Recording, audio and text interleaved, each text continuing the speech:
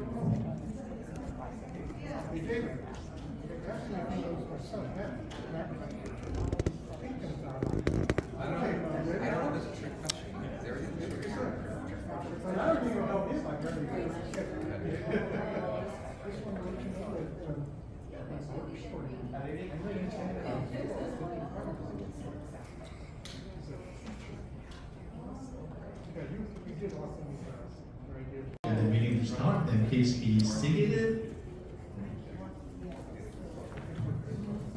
Welcome everyone.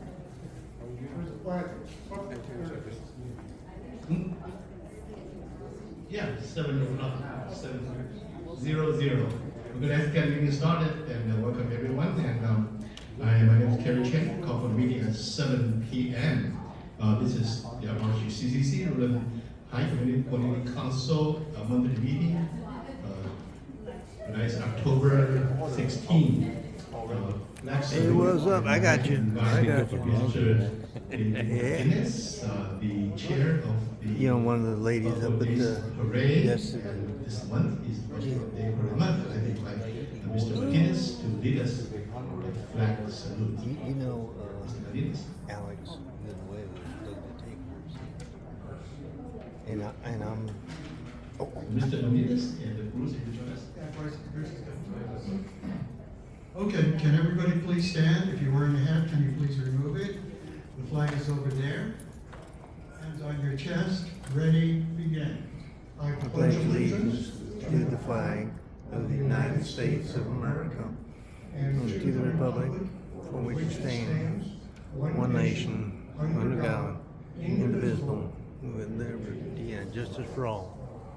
Very good. Thank you.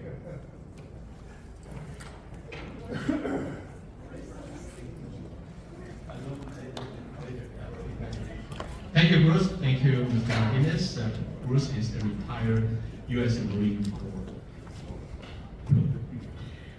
Okay, so general announcement, and for this month, the meeting announcements are attached two files, and one is the CARE grant from the County of Los Angeles. They asked everybody to be aware of. There's a $171 million of the grant available for a different kind of purpose. And if you know anyone or yourself has the organization or individual organization, be able to help the community and encourage you to apply the grant. Everyone, all the members can receive the information I sent to you. If you don't, contact me, I will provide you the information.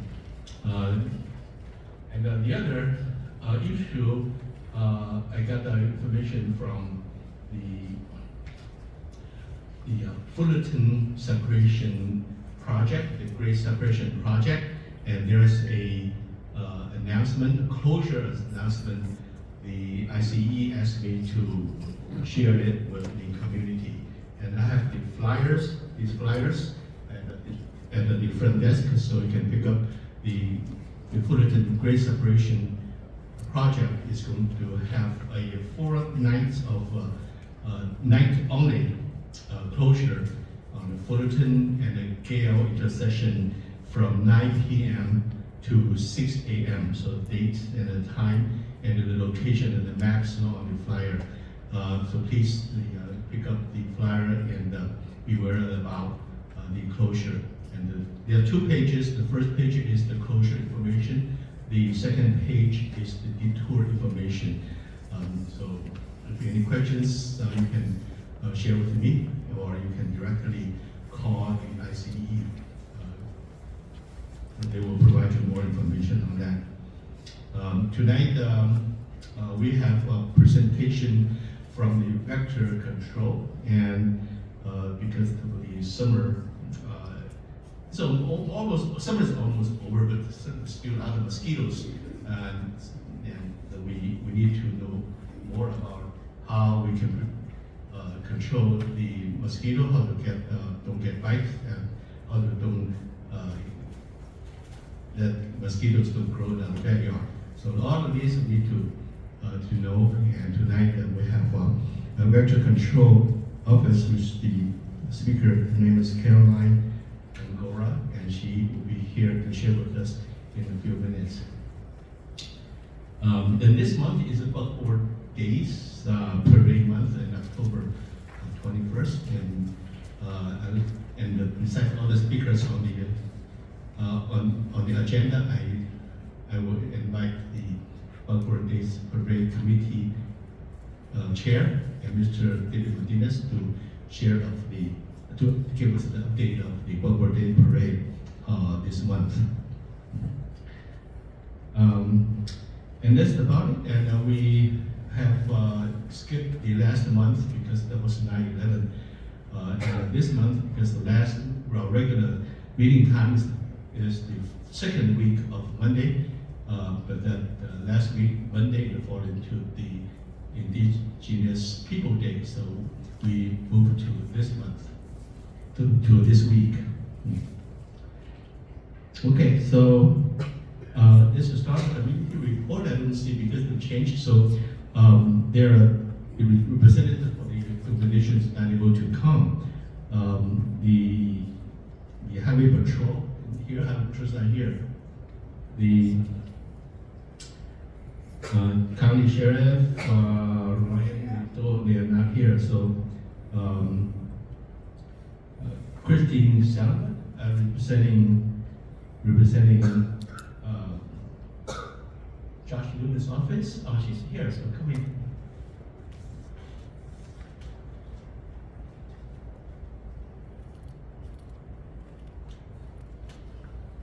Hi everyone, my name is Christiane. I am a district representative at the Office of State Senator Josh Newman. I represent Rowland Heights as well as the cities of Diamond Bar, Walnut, and City of Industry. So I am just going to give a quick legislative update. So the state legislature, the session ended in September, on September 14th.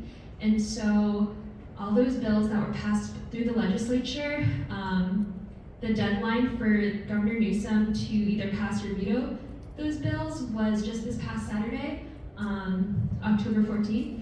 And we're happy to report that all 7 bills that we passed through the legislature were signed into law by the governor. So I'm just going to go through a few of those bills that were signed into law over the past month. The senator is chair of the Education Committee, so there were a couple of bills that pertain to education, one of them being SB 291, which is pupil rights, so that ensures that students from kindergarten to 6th grade will have at least 30 minutes of recess and that their recess can be taken away as a punishment. Another one being SB 444, which encourages college districts to establish and implement MESA programs, which are mathematics, engineering, science, and achievement. And another bill was SB 568, which pertains to e-waste. And essentially what that does is it amends the Electronic Waste Act of 2003 by requiring those attempting to dispose or recycle e-waste. It requires them to attempt to locate an in-state covered e-waste recycler before exporting that waste to another state or country. And that just makes the means of production a lot more sustainable and keeping that business within the state. The legislative session will reconvene in January, so until then, Senator Newman will be busy throughout the district.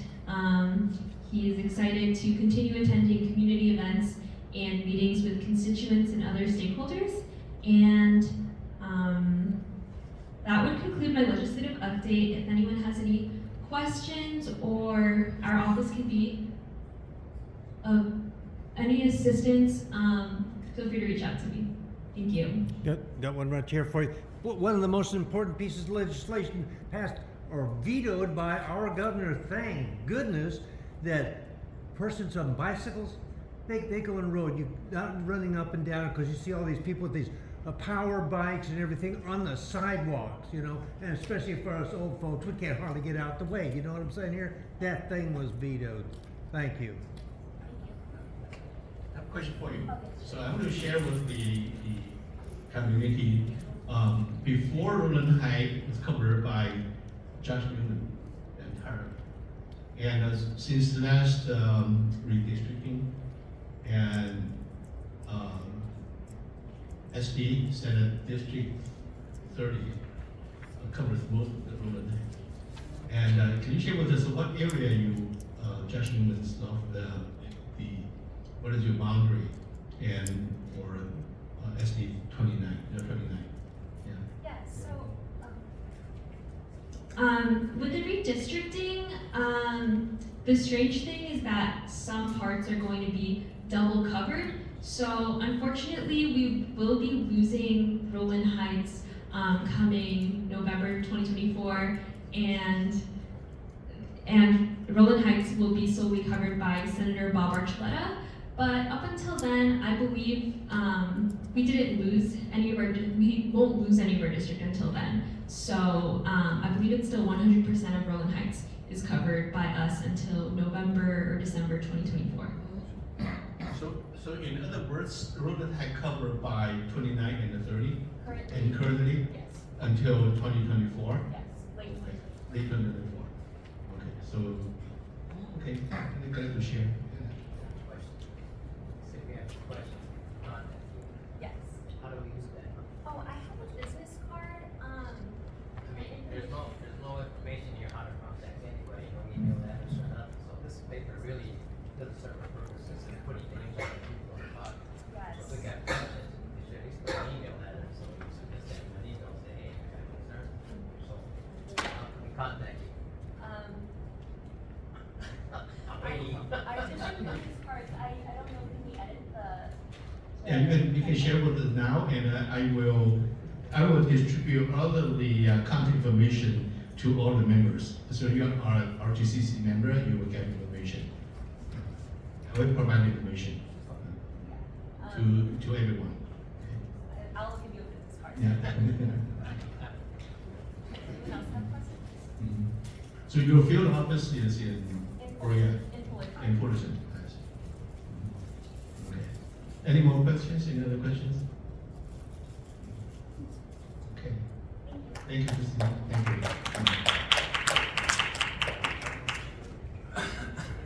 Okay, next I'd like to invite the Football Day Parade Committee Chair, Mr. Martinez, and please give us an update.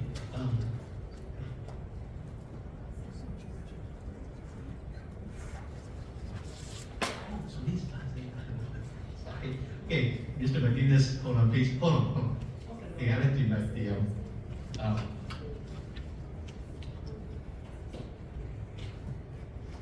Supervisor Solis's office representative.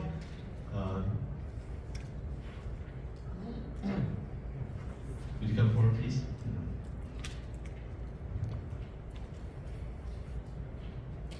Sorry.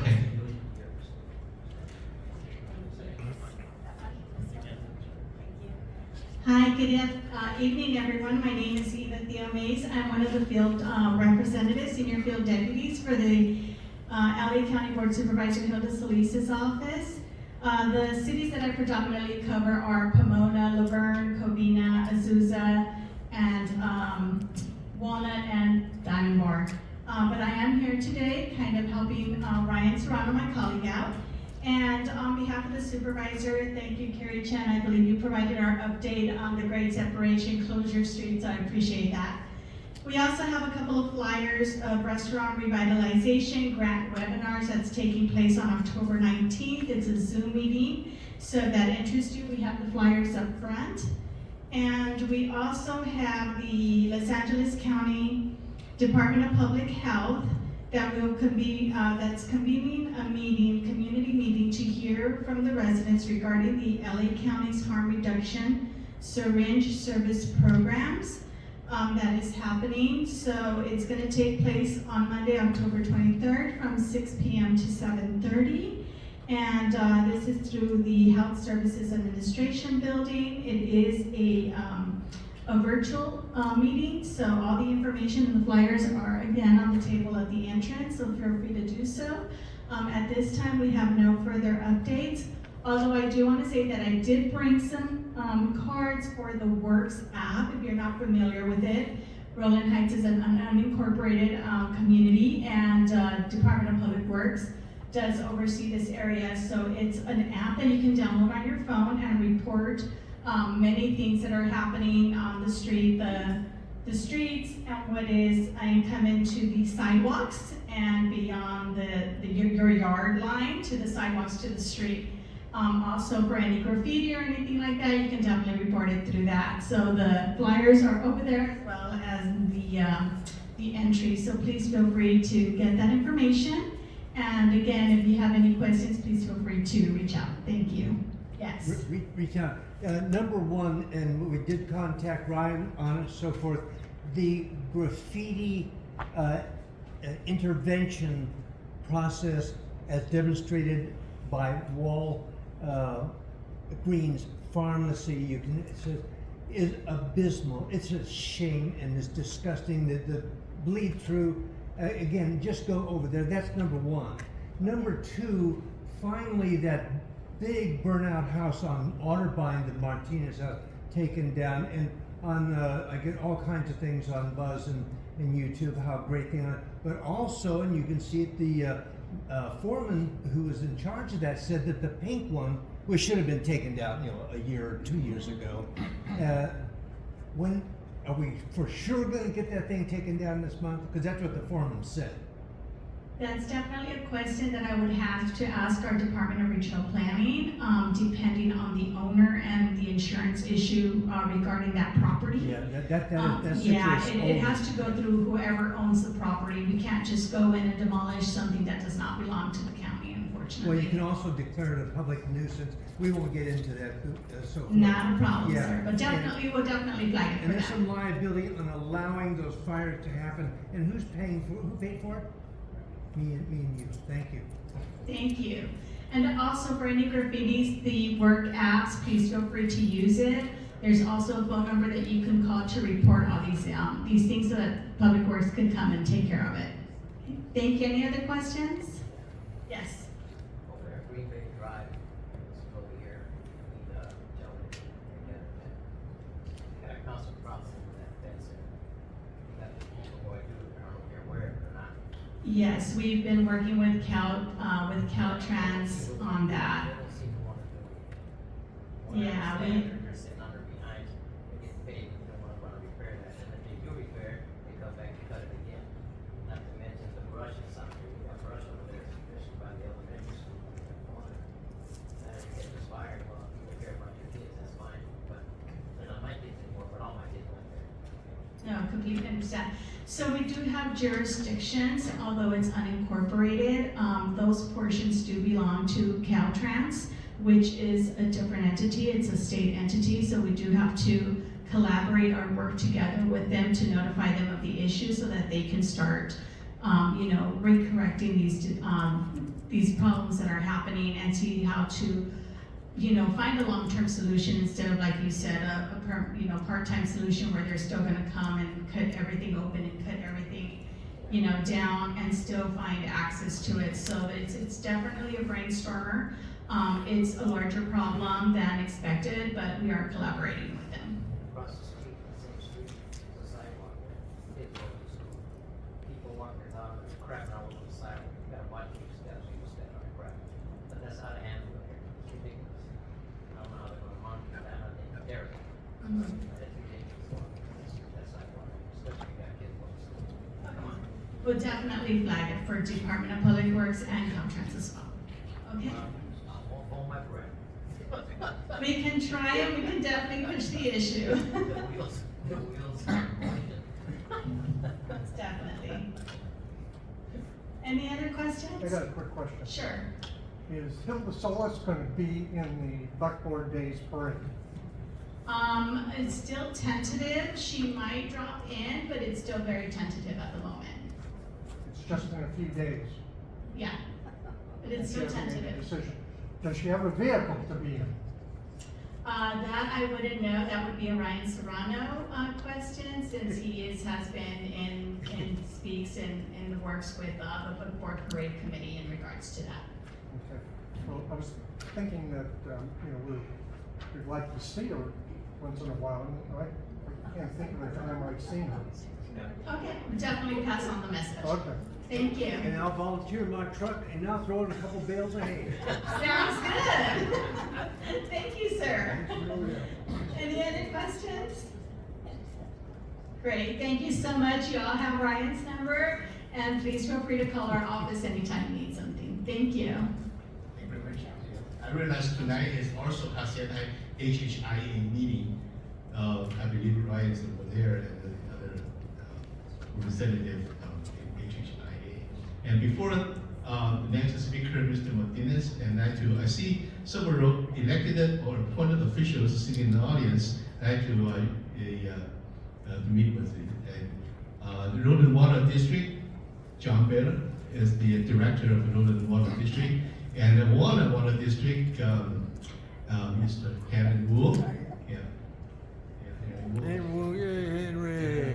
Go Henry. And the Rowland Heights School District Assistant is Deputy Superintendent Mr. Allison Flores. Yeah. And the Supervisor Solis recently appointed the County Library Commissioner. Can you? Thank you. And I'd like to introduce the RHCCC board to Vice President Maria Kramer, Vice President Yvette Romo, and Vice President Henry Wu, and Treasurer Linda, is it here? Linda, okay, and Edwin, and the board member, yeah, she is the Romeo here. Thank you. Okay, next speaker, I'd like to invite Mr. Martinez, representing the Buckboard Days Parade Committee, to share with us the Buckboard Days Parade coming up. Thank you, Cary. Our Buckboard Day Parade is going to be this Saturday. Starts at 9 o'clock on Colima and Nogales. It is our 51st parade. Last year was our 50th anniversary. We had a lot of things going on. So this year we are going to do the same thing. So get in line. We have a breakfast at the Memorial Bell Church in the morning, sponsored by the Kiwanis. So if you get hungry, go over there and get something to eat. And then the parade will start at 9 o'clock. We will have some street closures. Anybody in the area was mailed a letter regarding the closure. It happens every year, so we always like to let everybody know ahead of time. It'll only be closed for a few hours, starting at 7:30 in the morning, and we reopen after the parade, which is between 10:30 and 11 o'clock. So, just get on the street and watch the parade and cheer everybody out. We have a lot of good people in the parade this year. We also have a lot of local merchants that sponsor our parade every year. When you come to the parade, you're going to be given a program that'll list all our sponsors. Make sure, you go and visit them. Give them a thank you for providing our parade, because it takes a lot of work to put the parade together. We do have a lot of the dignitaries that will be coming. We have almost everybody up there will either be in the parade or at the parade. I know they have a lot of things going on, so sometimes they don't come to the parade, but they usually will have an information booth. So if you want to get personal with one of your representatives. That's a good time. Bring some questions, and you can ask them, what's going on, and what, if you have any problems or issues, talk to them. So hope to see you this coming Saturday, 9 o'clock. We'll have everybody, usually in the community, there. So see you then. Thank you. Oh, do I have any questions? Yeah, why did they change the route? From when? It used to be from Nogales to Fullerton Road. A lot of things happened. It used to also be from Rowland High School to Point Hills Mall. If I go back that far with it. But with a lot of merchants and everything like that, being along Colima, we have to make adjustments and changes. They Right. give 2 hours of their time for a parade that's been here forever. But they're more important, they've only been here 5, 10 years, that's okay. Well, And finding people who've been here 50 years on this parade. well, yeah, I've been here since Okay. '74, but Okay. things change like that, you know what I mean? If we had more community support and everything like that, it would probably, it would have continued on, but as the community changes, the routes change, and as new people come in, everything does change. What's the route again? It's on Nogales and Colima. It goes down to Bonita. That's where Rowland Park is at. Yeah. And then right over there, we do have a big festival. So make sure, bring your kids. We have plenty of games for them to do. We're going to have a Halloween costume parade. Bring them there. We're going to have food. We'll have games for them to play. And we will have entertainment. Normally what we do is we have local classes that are held in all the county parks. Folklorico, line dancing, and things like that. We like them to come in, show what they can do, and if you're interested, you can join these clubs. But we try to invite a lot of local talent to come in. We've had a lot of talent come through Rowland Heights, so it's a good time. It's a family day. Make sure you come with your family. We are going to have a table there because we are going to have all the kids thank our veterans. We're going to have a table there. We want to encourage them to write a note to the veterans thanking them for their service, because a lot of people that have been in the service are away from their homes, and they love to hear something from somebody just showing them and recognizing them. So we're going to have that for the kids. So we have a lot of things going on at the parade. If anybody is interested, we can always use a little help, okay? So I'll be here if you want to help out. See me, and I'll give you a little assignment, okay? That way you can say, I was part of the parade. Okay, any more questions? Last chance. Okay, thank you. Thank you, Cary. Thank you, David. Okay, the next speaker on the schedule is Rowland Unified School District, and Dr. Kevin Hayakawa is not here, and because we changed the schedule and there's a conflict, so I will speak for him. The Rowland Unified School District and Cyber Security Career Pathway. Rowland Unified is proud to be one of the 11 districts in the nation to launch a new cybersecurity career pathway for students at Nogales High School as part of the Digital Promise Center for Inclusive Innovation. This 3-year certification program prepares students for one of the highest demand industries in the world. Last week, 88 Nogales students in the program had an opportunity to network with business leaders and demonstrate their cyber skills at the Rowland Unified School District Cybersecurity Business Partner Luncheon. Rowland Unified is looking to develop partnership with local businesses, large and small, for the cybersecurity program to share with business our student talent, while providing students with mentoring opportunities, internship, and the real-world experiences to the students are workforce and college ready. Please help us spread word if you know of a company who would like to learn more about how they can get involved with this exciting new cybersecurity career pathway. Please reach out to our school career office. an AP award. Congratulations to both Rowland High School and Nogales High School for being named a 2023 AP Honor Roll School and an APSS Award winner from the College Board. This award is to recognize them for developing an AP program that create a college-going culture and give students opportunities to learn college credit and maximize college outcomes. Both also were honored with the APSS Award for ensuring AP coursework is equally available to students no matter their backgrounds. As the Buckboard Day Parade, and we hope to see everyone come out and celebrate one of the largest community events, the 51st Annual Buckboard Day Parade and a festival.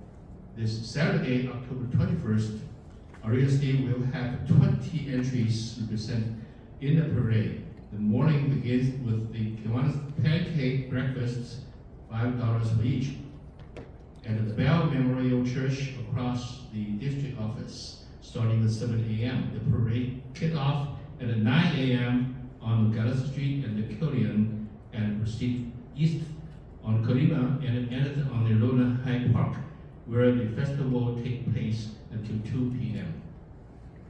That's all my report. Any questions about Rowland Unified School District? Yeah, right. I looked last night to find the Zoom link for last week's meeting. If you could check that, I couldn't find it anywhere. Oh, That's not number yet. one. And number two, $5 for a pancake breakfast is a steal of a deal. Thank you. It's been $5 per pancake for many, many years. It's not ours, it's one is close. Right. Yeah, I hope everybody enjoyed the parade and the pancake. Okay, any more questions? No more questions? Then let's move to the presentation tonight. I'd like to invite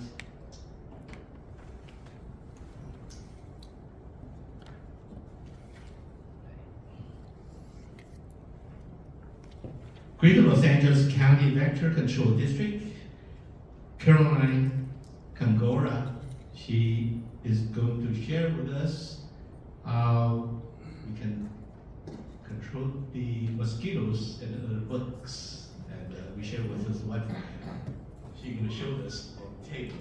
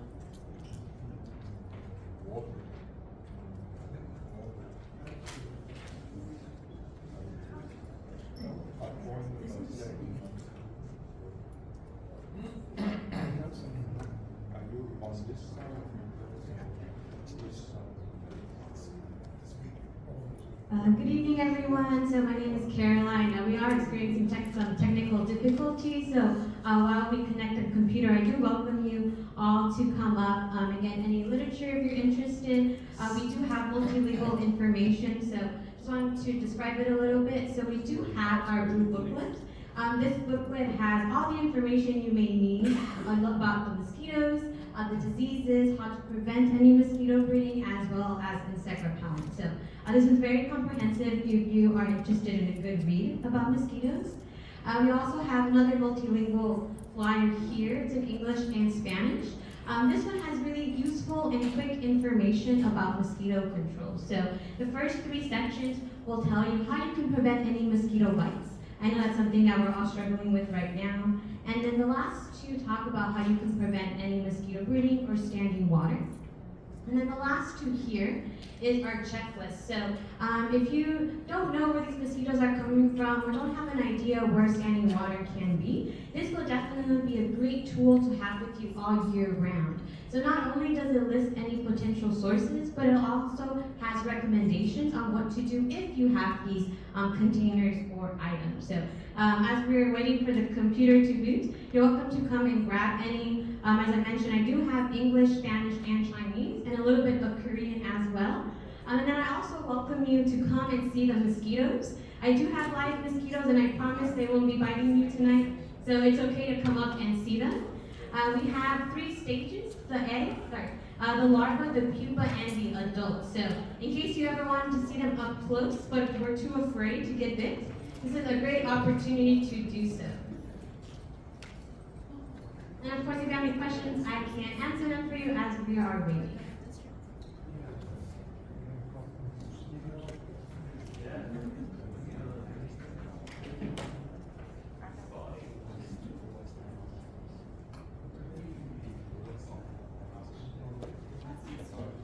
Yes, we do have snap sauces. These are the infamous source of mosquitoes. Yes, will do. He's cutting Yeah, I do have Spanish too, so please let me know if you need Spanish, but I do have the majority. Yes, that's What's on that?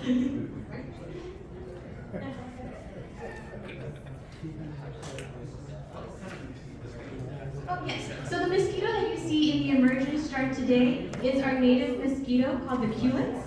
That is the mosquito that can transmit West Nile virus, which I'll talk about in the presentation. Oh, we will have to see actually. Fun fact.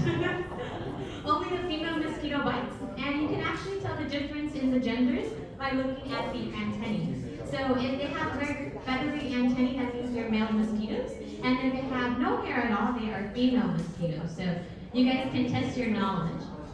These are the adult culex mosquitoes. Yes, they can also bite us as well. Oh, the 80s mosquito. Ankle bite. Indoors and outdoors as well.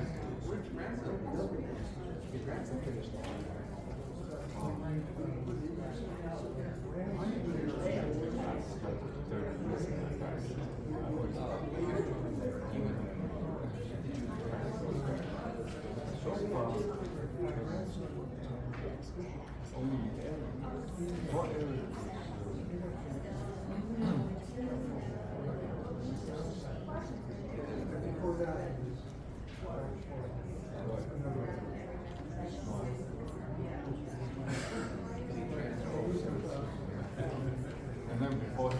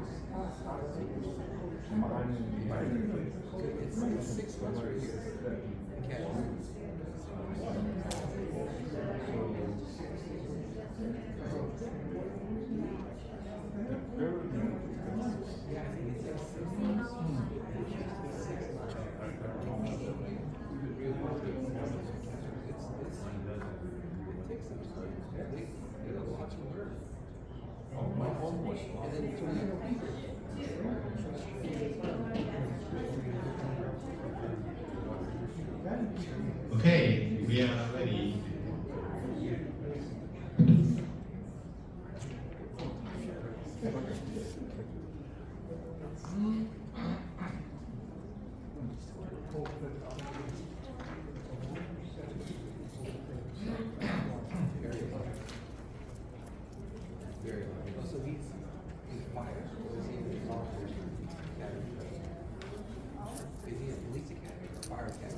Thank you everyone for your patience as we were clearing up the technical difficulties, but my name is Caroline once again. I am one of the acting public information officers for the Greater Los Angeles County Vector Control District. I know it's a very long name. Just know that we focus on controlling mosquitoes not only in Rowland Heights, but also in the rest of LA County.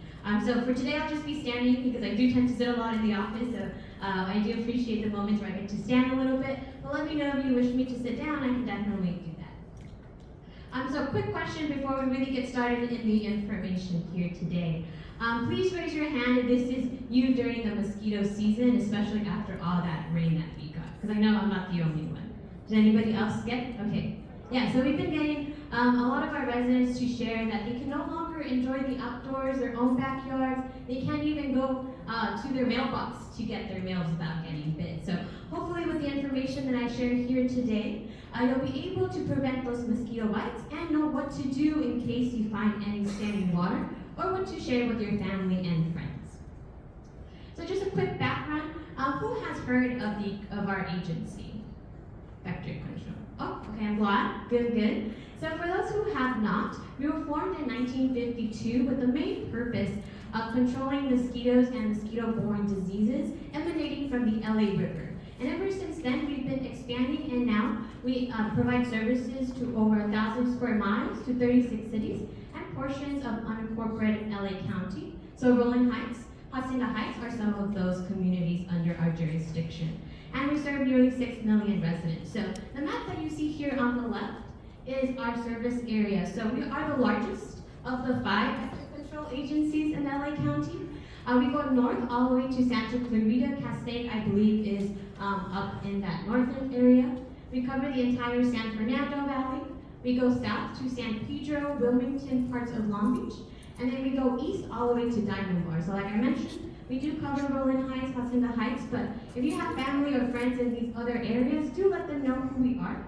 We are funded through your property taxes, so I always like to share who we are so you take advantages of our services since you are paying for them. And a lot of people ask us, what does vector control do? How do you control mosquitoes? And I briefly want to go over that so you get a better understanding. So we do follow a integrated vector management approach. So that means that we have 3 main departments that work together to keep the public safe and control these mosquitoes. So we have our laboratory, our operations, and then communications. So our operations department are the individuals that you see probably in your neighborhood, out in the community. They're doing those property inspections. They are also monitoring, inspecting, and treating public sources such as river channels, underground storm drains, because fun fact, mosquitoes do go underground in the winter time. So in the storm drains, it is quite humid, so they do tend to reproduce there in the winter time. And then we have our catch basins, for example, and then we do offer free property inspection. So those are the individuals that you'll be seeing going through your backyard and your front yard looking for any potential mosquito breeding. Then we have our scientific and technical department, and they're the ones who conduct disease surveillance. So we do set up traps throughout the communities and cities within our service area, and we get those mosquitoes and we not only identify them, but we also test them for diseases. So we do send them to UC Davis, and that's when they let us know if those samples have tested positive for West Nile virus or any other mosquito-borne disease. And then our communications department, so that's the department that I am in, we focus on community outreach, youth education. So we do have a mobile unit that just recently was back in schools after COVID. Really happy that we're finally visiting schools with our mobile unit. It's quite popular. And of course, our partnerships with the cities, organizations just like this one, and then with the media and social media. So a big question that we get, from the media, residents just like yourselves, is why care about mosquitoes? So aside from them being very, very pesky, they are actually the world's deadliest animal because they cause over 1 million deaths, and that's through the diseases they can transmit. So today we'll talk about West Nile virus because that's the main one here in LA County. And then of course, Zika, dengue, chikungunya, and so forth. And only one mosquito can be the cause of potential outbreaks. So that's why we exist. We're making sure that the community is safe and that we stop any potential outbreaks. So there are thousands of mosquito species in California and around the world, but the 2 that I would like to discuss with you all today, and I hope that you remember after this presentation, is the native Culex mosquito here to your left. As you can see, it's brown in color, and that's the ones that you see here in the emergent star in the front. And then we have the invasive Aedes mosquitoes. Who has heard of the ankle biters or no-see-ums, or have been getting bit multiple times? So it is this mosquito. I also get bit in the office, so you're not alone. This mosquito is quite pesky, and I'll be talking about it a little bit more in the presentation. So just to talk a little bit about the Culex mosquitoes. So remember, this is native, meaning that they've been here for a very long time and have become established. This mosquito is brown golden in color. It is most active in dawn and dusk. So in the early mornings when people are walking their pets, for example, or in the evening when they come back from work, they're walking with the kids, just taking a few steps in nature, in the neighborhood. These mosquitoes prefer larger water sources, and by that I mean green pools, fountains, and ponds. So these would be non-operational pools and fountains. And this mosquito can transmit West Nile virus and other diseases as well that are not too common here in LA County, but in the rest of the state, we may see some detections, such as St. Louis encephalitis.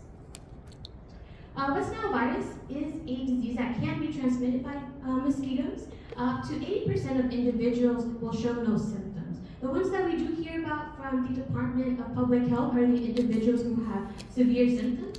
So as you can see here, those may include tiredness, headaches, tremors, seizures.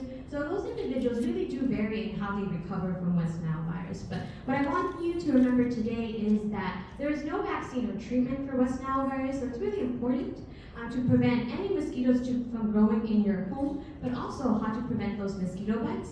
So I'll be talking about that later in the presentation, and I also have insect repellent that you can take with you tonight to keep you and your family safe. So just as a quick, before we go to the next slide, is those who are greater at risk are those over 50 years old and with weakened immune systems. Now I just want to go over the activity for West Nile virus in the state, in our district, and here in Rowland Heights. So far within our district, we've detected over 230 mosquito samples. So that's not human cases, those are just our mosquito traps. And then in Rowland Heights, so far we've detected 4, last year 7, and then in 2021, 0. So as you can see, these numbers might seem low for Rowland Heights, but if you look at the entire county, there is activity of West Nile virus. So I assume that a lot of us have friends and family across the county, Orange County, So it's really important that we understand that there's always a risk with West Nile virus. So again, that's where we want to know how to protect ourselves when we're visiting our friends, because the mosquitoes are like us. They do travel from place to place. They do not know any boundaries. And moving on to the next mosquito, so this is the Aedes mosquito. So a lot of people refer to this as the no-see-ums or those ankle biters because they tend to fly low and bite our lower extremities like our ankles and legs. This mosquito is black with white stripes. Unfortunately, I don't have them today, but they're very distinctive with those white stripes. This mosquito is very different compared to our native mosquito. This mosquito is very aggressive daytime biter, and they can also follow you indoors. So a lot of residents are saying, not only do I get bit outdoors, but also in my room, in my living room, in the kitchen while I'm cooking. So most likely it is this mosquito here. This mosquito prefers smaller containers, and I do have some examples here today. The most common source that we find mosquito eggs is a plant saucer. So a lot of people have plant saucers under their pots. I highly recommend that you don't have them because this mosquito lays eggs on the walls of interior containers. So other examples that you see here are watering cans, pet bowls, anything that essentially can hold water and has interior walls can be a potential breeding source for this mosquito. This mosquito can also transmit other diseases such as Zika, dengue, chikungunya, yellow fever, and even canine heartworm to our pets. So it's really, really imperative, not only for ourselves, but also for our furry family members, to prevent any mosquito breeding. And I would like to draw your attention to the no local transmission. This means that although we have these mosquitoes here, they're not locally transmitting these diseases, but now that more people are traveling, we are increasing that risk because we're going to areas, to subtropical or tropical areas that may have an outbreak. So for example, dengue is something that we're always monitoring because there are a lot of outbreaks across the world with this disease. But fortunately, there is no local transmission of these diseases right now. And of course, as I mentioned, infected travelers can bring these diseases to LA County since we have these mosquitoes. So another important reason why we should definitely do our best to prevent that mosquito breeding. And just a little bit more information about this mosquito. So a lot of individuals say, a couple years ago, a decade ago, it was not this bad. And that's because it's all because of this mosquito, the Aedes mosquito. So we did discover it in the city of South El Monte in 2011. And since then, as you can see in our service map here, our activities regarding this mosquito has increased as it's expanding across LA County, but also through the state. And again, this mosquito is thriving in these urban environments because we have modified the environment so much that we are providing, these unknowingly these sources for these mosquitoes. As I mentioned earlier, and I think some individuals have shared, they're also getting bit indoors. They do follow people into their homes, their offices, and their cars. So a couple of years ago, as I was going home, to the office, a mosquito did go into my vehicle. So that's another way where they're being introduced to different areas is they're, hitchhiking for free in our vehicles to our workplaces and, the grocery stores and whatnot. So they're very opportunistic. Again, that's why they prefer to bite us multiple times. If you're experiencing this mosquito bite or you're seeing this mosquito in your home, it is most likely that either you or a neighbor nearby has standing water because they do not fly very far from their water source. And again, sometimes people don't know the connection between water and mosquitoes, so a normally they may have some standing water, or they're, you know, waiting to use that rainwater that they got. But again, hopefully with the information today, you'll be able to share that. And you also know you got bit by this mosquito because they tend to develop large welts. I know I'm one of them. They're not very, very pleasant. They take a very long time to recover. So, like as I mentioned, I do have insect repellent that you can take with you today, and it is safe to use. And then just really quickly, just wanted to give you guys an overview and a summary of these mosquitoes. So just remember that the Culex is native. It's most active in the early morning and evening, can transmit West Nile virus, and prefers those larger water sources. So definitely if you see a green swimming pool, a neighbor, or in your neighborhood, definitely report it to us because we take it very seriously because of West Nile virus. And then there's the Aedes, black and white, aggressive daytime biter, and prefers those smaller man-made containers. In order to know how to prevent mosquito breeding and bites in your home, we need to understand the mosquito life cycle. These mosquitoes, even though they're different, they do share a similar life cycle, meaning that after a female mosquito bites you, she looks for standing water in your home, either it be indoors or outdoors, and then once she finds it, she will either lay eggs on the surface of the water, as you see here, or, like the ankle biter, will lay eggs on the interior walls of containers. But either way, they need standing water, and once they're submerged in water, they'll go through their life cycle. So if you look down here, one mosquito can lay between 100 and 350 eggs. They have 4 stages: egg, larva, pupa, and adult. And they can complete their life cycle in about 5 to 7 days. So definitely if you're having problems, it's always best to remove mosquitoes when they're in the water because you can simply dump that water out and not have to worry about mosquitoes rather than trying to run around your home in your backyard with a bug zapper or, you know, a fly swatter. So definitely it's always best to find that standing water. So I just wanted to share a little bit about what we've done here in the in the community of Rowland Heights. A lot of people do ask what is vector control doing. So as you can see here, I know it might be a little bit hard to read, this map shows all of our activities thus far. So we have inspected over 480 residential and public spaces, over 430 pools and ponds. Especially that was really our main priority after the tropical storm. We want to make sure those pools do not have any standing water and have the potential to breed mosquitoes. And then lastly, over close to 230 underground storm drains. Again, we're inspecting them year-round to make sure that they're not breeding any mosquitoes. And then just some images here, you might have seen the Jeep. It is kind of like how they drive in London. They drive on the opposite side. You know, our inspectors are inspecting or treating those green pools and the underground storm drains. And then I think this is something that will definitely benefit everyone. How can you reduce mosquitoes in your home and in your neighborhood? So definitely looking into your home. So as I mentioned, I do have that checklist here today, and hopefully you do use that for your advantage.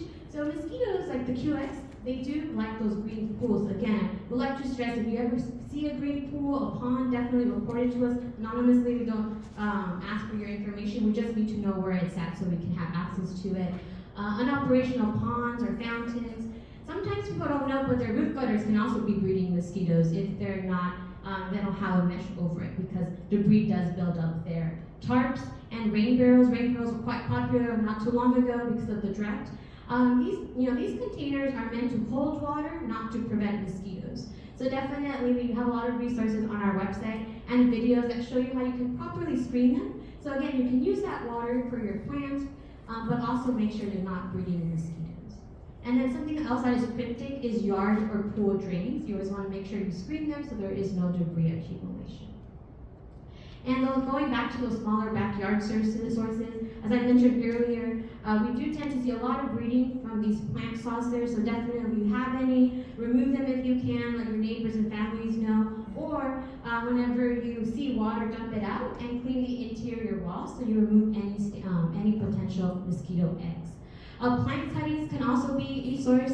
I know we had some plant cuttings in the office and they ended up breeding. So again, we're not immune to these mosquitoes and their breeding. So definitely if you have them, you can use any rooting powder or you can place them in soil and still have your plant cutting there. Any miscellaneous containers really, again, that can hold water.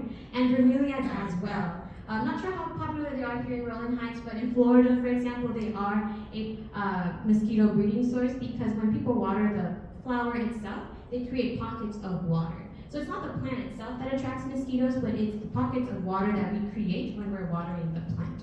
So if you choose to keep it, or if you have one, definitely you can still keep it, but just water the base, so you're not creating those pockets of water. And then there are just other ways that you can remove that standing water, tip out that water, toss unneeded containers, again like that plant saucer, flip over containers so when it does rain, or in case we get another tropical storm, there's no water accumulation, store things inside, cover any grills that you may have, because again, at the very bottom there may be some water accumulation, and drilling containers as well. So as I mentioned, definitely take a checklist if you have it, or share that with your friends and family. And that's just more information on the checklist. And it is multilingual. We do have English, Spanish, Chinese, and Korean. Now, I think what's the most exciting, at least for me, is how to prevent those mosquito bites. I know none of us want those itchy bites, especially at nighttime when you really, really want to scratch, but you know that you shouldn't. There's different ways, and they're all pretty effective. So definitely wearing long sleeves and pants. What you want to do is actually wear loose-fitting clothing. So these 80s mosquitoes, remember the ankle biters? They do bite through our clothing. So when people wear leggings or tight clothes, they do bite through that. That's how aggressive they are. Opt for lighter clothing.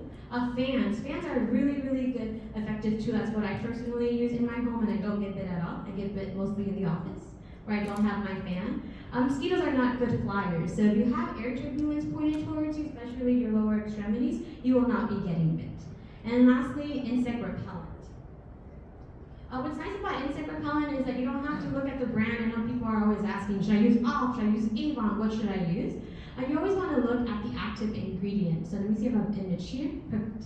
So again, you don't have to look at the brand. You just want to look at the active ingredient, and that information is always found in the front of the product. It doesn't matter if it's a lotion, a spray bottle, what else is there, like wipes, like the ones I have today. That information will always be in the front.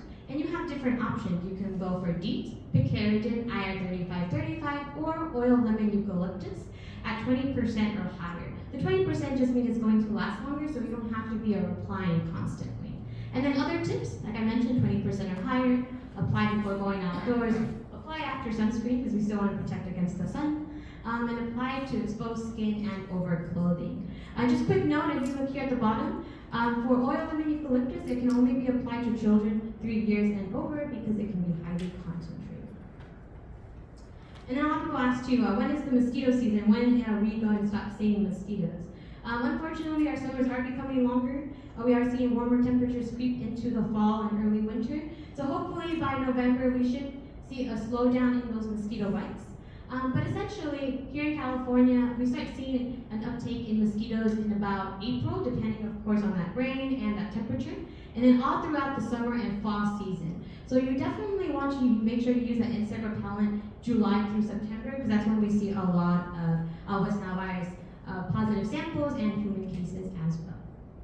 And then we do have this program called Mosquito Watch, so in case you're interested in educating your neighbors in a very subtle way, without telling them like exactly going to their property, you can request door hangers, and multilingual basically has some of this information that you see here today. And it's just really an educational piece, as I mentioned before. Not everybody knows about standing water and the connection of mosquitoes. I know I didn't before I started in vector control, so just the education can sometimes be a very strong tool.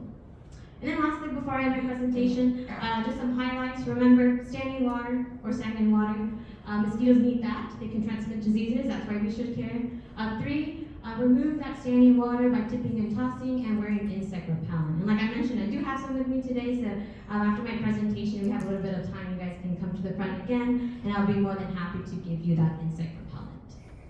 And then with that concludes my presentation. Please let me know if you have any questions or concerns, and I'd be happy to answer them. Yes, ma'am. I actually took out a contract with Terminex, their mosquito control, and that did not have any impact whatsoever on our mosquitoes. Yes. We have absolutely no standing water anywhere in our yard. Thank you for that. So, your question, or comment is, using private pest control. So, private pest control, their method, and I can't speak for all of them, of course, is that they do adult treatment. So, they're out to kill the adult mosquitoes. But whereas for us, we really are focused on finding that source. So definitely, if you haven't yet, contact our agency for a free property inspection, see if we can find that source. Sometimes when our inspectors have time, depending on their schedule, they're able to, see the adjacent properties, because as I mentioned, with these ankle biters, they don't fly very far from their water source. So you may not have that water, but maybe a neighbor does. And then we can, if our technician has time, they can go inspect that, or you can also tell your neighbors to contact us. So if neighbors are building like a buffer zone, for example, that means that there's no mosquitoes, because mosquitoes are always looking for standing water or buckets. If there's no standing water, they can't lay their eggs. So definitely do contact our agency if you haven't, and that can definitely be a great source, at least, starting to see where that mosquitoes are coming from. Yes, ma'am. Yes, I've heard that if you put ammonia in your water, or Clorox, or dish soap, does that really help if you have like sauces under your flowers? Yes. Good question. So she was asking, as you may have heard, using Clorox or soap in your plant sauce with these smaller water sources. Unfortunately, it does not work because they do break with the sun. So if your pool, for example, I know a lot of people always have questions about their pools. If your pool is functional, has a good working pump, good chemical treatment, you should be golden. It's only when it turns green. But with these smaller sources, it does break down very quickly with the sun. And then, of course, because there's no water movement, mosquitoes are attracted to it. Even though you put all like ammonia and something, it's still. Yes, just because it does break down with the sun. So for example, with a swimming pool, it's kept regularly so that chemical treatment, that filtration system is always at work. But it's, with these standing water sources, it's not very effective. So good question. Does anybody else have a question? Oh, yes, ma'am. I was just wondering, can you see the eggs on the sauce? Yes, good question. So her question was, can you see the mosquito eggs, especially, I'm assuming eggs, on these containers? To be honest, if you're not trained, it is quite hard to see the mosquito eggs, because you can easily confuse them with dirt. I know I have, and I'm still trying to train myself when I help our operations department, but I actually do have photos on my work phone that I can show you, and you can see how hard it actually is to decipher whether that's dirt or if that's a mosquito egg. But our operations team, especially our 80s, they are well trained to see the difference. So whenever I'm helping them with property inspections, they're really quick to see if there's any mosquito eggs or not. But if you're not really trained or you don't know what they look like, it is quite hard to tell the difference between is it dirt or is it a mosquito egg. But to be safe, like I mentioned, if you have any open containers that you need to have face up, just make sure if you can, after every rain event, inspect your property for any standing water. If you have anything like a plant saucer, with a quick towel, napkin, or sponge, you just want to clean the interior walls. Good question. Any other? Yes. Oh, sorry, behind you. Oh, okay, we'll go ahead. Okay. If I have a fountain that I turn off at night, but on every day, is that a problem? No problem at all. So as long as the water is not sitting there for more than 24 hours, you are completely fine. I would just, once in a while check that water, because sometimes with fountains or ponds, the movement of the water is strongest near that pump or that filtration system, but sometimes the water won't move as much closer to the back of the fountain or the pond. So just want to make sure that there's no larvae. If you don't want to use, any chemicals, let's say you found mosquito larvae, but it's really hard for you to tilt over that pond or that fountain, for example, then you can use something called BTI. It is a natural soil bacterium that is found in the soil, and it's called mosquito dust, that's what the brand is called. And you can use that in your ponds or fountains that are unoperational or just quite hard, to tilt over when you have to turn it off for multiple days, for example. But just going back to your original question, as long as the water is moving, you should be good. I think you had a question. Is there some type of an oil or natural oil or anything that you can actually put on the bottom of your plant for that distilled water so it will not attract mosquitoes? Yeah, very good question. So a lot of people do ask about essential oils, for example, citronella, lavender plants, oils as well. They're not very effective. They still have to be a lot of studies made. As a government agency, we can only share what is effective. You can choose to use essential oils, but just know that because they are natural, they do break down faster compared to insect repellent that is made for mosquitoes. But mosquitoes, again, especially these ankle biters, they are attracted to humans more than just plants or any other mammal. So definitely, if you are gardening, use your insect repellent if you're outdoors as well. But there's no particular oil or product that will deter mosquitoes from your property, unfortunately. Any other question? Oh, yes, ma'am. Why do they bite the ankles and not the hands? Very good question. So, I always get this question about, why do they bite me, but not my husband? Why does my daughter get bit? Some people are very lucky and fortunate that they don't get bit by mosquitoes. I wish I was that person. But mosquitoes are attracted to three things. They're attracted to the amount of CO2 you release, your body heat, and your body chemicals. So I was reading some research that said they tend to bite our legs and ankles because we have more bacteria in those areas, and that's what mosquitoes are attracted to. They like the smell of your feet. You have smelly feet, for example, but it's just a very heavy biome of bacteria and chemicals in that area. So mosquitoes are attracted to that in those three things that I mentioned. Even when you have shoes and socks on. Sometimes I've gotten bit at outreach events through my socks, so that's why I make sure to always use insect repellent. Yeah, you get bit through your socks as well. Yeah. It's just interesting. I think it's also an evolutionary thing because a lot of mosquitoes, they do get swatted when they do try to fly over our upper extremities, but I think their survival mechanism has pushed them to go further down. And because they do tend to bite smaller mammals, they tend to hover in our lower extremities. But they're still doing a lot of research into why necessarily the ankles and the feet, but that's what they're predicting it's because of just all the bacteria that we have down there. But good question. Any other questions? Yes, ma'am. Our pest control technician said that just having potted plants in your yard is enough to breed mosquitoes. Is that true? So it's all about standing water. So let's say you do have plants, and it's not a bromeliad, for example. Let's say it's a citronella plant. If there's no standing water, there's no water at all, mosquitoes will not go there. But if you have a plant saucer and you're overwatering your plants, because we really want to be really nice to our plants, if there's water there or there has been water, that will attract mosquitoes because, again, these ankle biters, they need something to lay their eggs. And what they do is after they bite you, they go around your property, and as they're flying around, they can detect the calcium in the water lines. So they know that there's been water there before, and somehow they know that there's going to be water sometime in the future. So again, that's why a lot of the times, if you come up and I show you the photos, you'll see that there's water lines where those mosquito eggs are. So again, you should be fine as long as you're not overwatering your plants and you don't have any plant saucers underneath. Yes, sir. What's the maximum limit a mosquito can grow? I asked this question because a few days ago I saw a pretty big mosquito squatting in the car. Didn't affect it. Okay. Hopefully there was no blood when you killed it. Mosquitoes, as you can see here, at least for these Culex and Aedes mosquitoes, they're about the size of our pinky nail. And if you actually get our blue booklet, there is a ruler where you can see the actual size of it. But my rule of thumb is they're about the size of our pinky nail. Anything larger than that could be a different mosquito. Female mosquitoes tend to be slightly larger than the males. Again, because they bite us and they do produce those eggs, but anything larger than that could be a different type of insect. A lot of people confuse them with crane flies and dragonflies or midges as well, but anything larger than that most likely will not be a mosquito.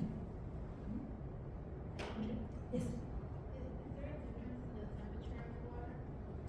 Good question. I know there is a difference in the temperature of the environment. So mosquitoes do not thrive when it's about under 65 degrees. Anything below that, they're not pretty active. Again, that's why we don't see a lot of activity above ground in the wintertime. In the summertime, of course, we see that increase in temperature, so we do see more mosquito activity.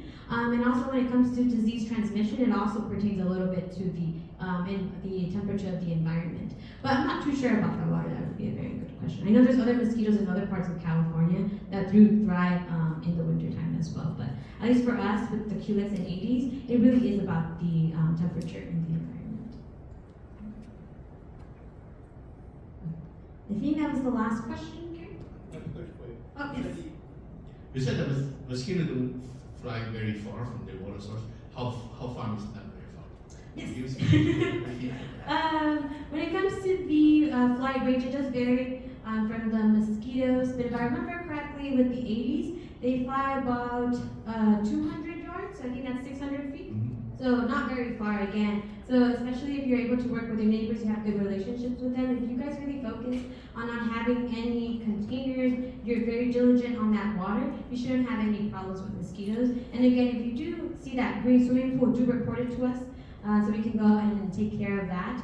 If you see any water in street gutters, you can also report that to us, and we do have a street gutter team, as you saw in the image, that is monitoring that water. So not very far, just to answer your question with the Aedes mosquito.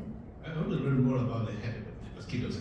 Do they fly, or do they always return to their source water, or if you find another pot of water, do they move to the other location and then I'm not too sure about that, to be honest. I can definitely ask our vector ecologists, but again, they don't fly very far from that water source, but I would have to ask our vector ecologists precisely on that behavior, if they go back to their original water source, or if they go out and explore people's backyards. But again, they're very opportunistic, so they'll look not only for any standing water, but also for people to bite.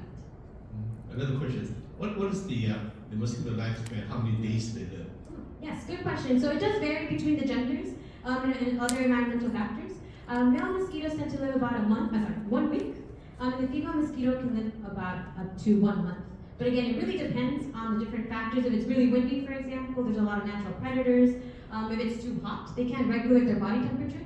So, if they get too hot, they die off as well. So there's different factors, but in the lab, at least we have seen that male mosquitoes do have shorter lifespans compared to the female mosquito. Yes? Yeah, what is a natural predator? Oh, yes. So natural predators include bats. There was this thing that I read that they can eat about 1,000 mosquitoes, but as you can see, mosquitoes are quite tiny, so they're not always the first choice of food for a lot of these natural predators. Dragonflies can also eat mosquitoes. Mosquito fish, if you have not heard, mosquito fish is something that we use in our district. It's a biological way of controlling mosquitoes. But as you can see, they're not very high in nutrition. So other insects or animals will prefer to eat other insects, but I assume they're also very opportunistic. If you're hungry, you're going to eat whatever you see. So they will eat the mosquitoes, but there's not a lot of natural predators that prefer to only eat mosquitoes. And that's why you only see them in standing water, because it actually increases their survivalhood. There's no natural predators in standing water in those plant saucers. That's why they thrive in stagnant water compared to swimming pools that move or rivers or any other natural source of body of water. You said after the mosquito bites you, they will find water. They will go find water. And usually, if a mosquito comes to inside of the house, when we get a bite, and what if we don't find water, do they die? Oh, if they don't find water? Yeah. I assume so. Like I mentioned, they do have that lifespan. So they do end up dying after, let's say, close to about a month. But they do eat nectar and fruit juices. So a lot of kids especially, they ask, what is the purpose of mosquitoes? Why is it that they've survived since the dinosaurs? It's because they're also pollinators to a very, very, very small degree.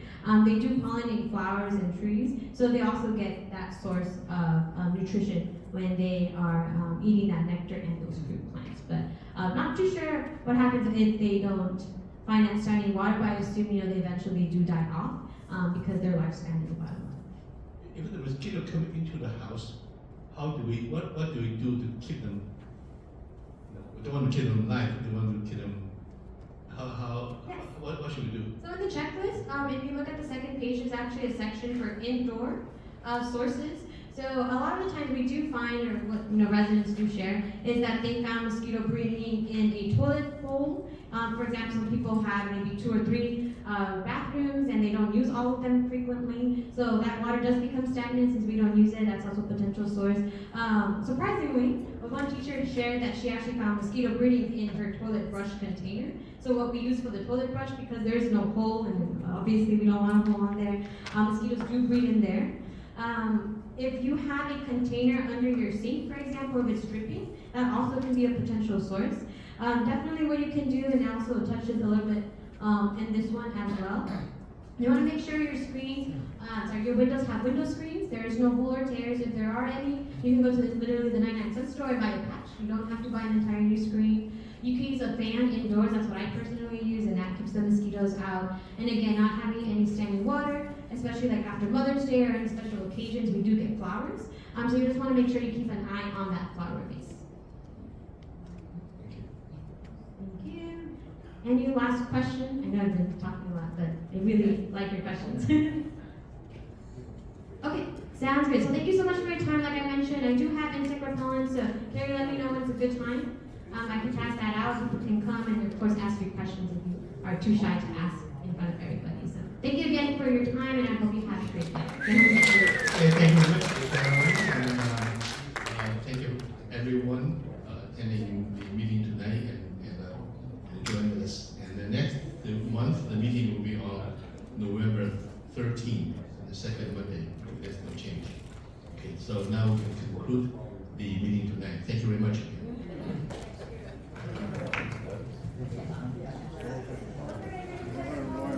Okay.